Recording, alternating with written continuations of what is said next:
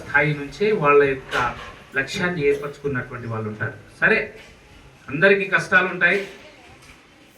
నిజంగా గ్రామీణ ప్రాంతం నుంచే ఎదిగిన వాళ్ళు చాలా మంది శాస్త్రవేత్తలు ఉంటారు. మంచి మంచి విజ్ఞానవంతులు, గొప్ప గొప్ప ప్రపంచానికి వెలుగును చూపిన విజ్ఞానవంతులందరూ కూడా వచ్చింది గ్రామీణ ప్రాంతం నుంచే, మనలాంటి పాఠశాల నుంచి వచ్చినటువంటి వాళ్ళే. కాబట్టి ముందు మీరు ఎలాగైనా చదవండి, కానీ ఒక లక్ష్యంతో చదవాలి. మీరందరూ పాఠశాలకు వస్తున్నారు కదా, వచ్చిన వెంటనే మొదటగా ఫస్ట్ పీరియడ్, సెకండ్ పీరియడ్ అని జరుగుతుంది కదా, అవునా? అట్లా కాకుండా ఎవరంటే వాళ్ళు వస్తున్నారా క్లాస్కి? వస్తారా? ఒక సిస్టమేటిక్ అనేది ఉంది. మరి పాఠశాలలో జరిగే ఒక రోజుకే సిస్టమేటిక్ ఉంటే మీ లైఫ్కి సిస్టమేటిక్ అవసరమా లేదా?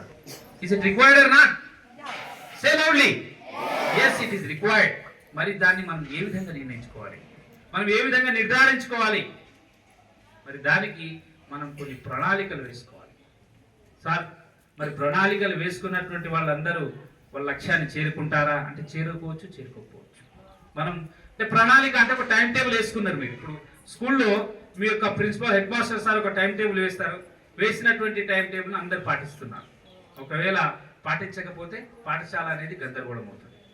సరిగ్గా. కాబట్టి అట్లానే మీరు కూడా మీ జీవితానికి సంబంధించినటువంటి ఒక ప్రణాళిక వేసుకోవాలి.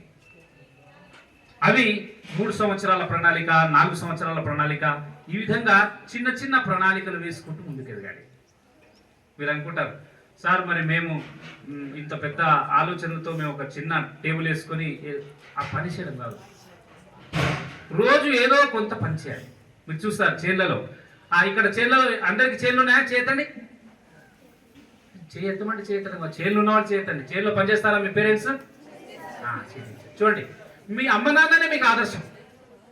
వాళ్ళు ఒక పని చేయాలని అనుకుంటారు, పొద్దున్నే లేచి early morning they went to field. వాళ్ళు వెళ్ళి అక్కడ పనిచేస్తారు కదా. సరే, రేపు చేద్దాంలే, ఇప్పుడు ఉదయం చేసేటటువంటి పని మధ్యాహ్నం చేద్దాంలే అంటే అవుతుందా? పంటలు, వాళ్ళకు కావలసినటువంటి పంటకు, ఆ పంటకు ఎప్పుడు మందు కొట్టాలి, తర్వాత ఆ పంటను ఎప్పుడు తీయాలి, అవన్నీ కూడా ఒక ప్రణాళికబద్ధంగా జరుగుతాయా లేదా? మరి వాళ్ళలో ఒక గట్టి పట్టుదల ఉంటుంది. మీ పేరెంట్స్ లో పట్టుదల ఉంటుందా లేదమ్మా? చెప్పండి. ఉంటుంది కాబట్టి వాళ్ళు చేనికి ఎర్లీ మార్నింగ్ వెళ్ళడము, తర్వాత వాళ్ళ పని అయ్యి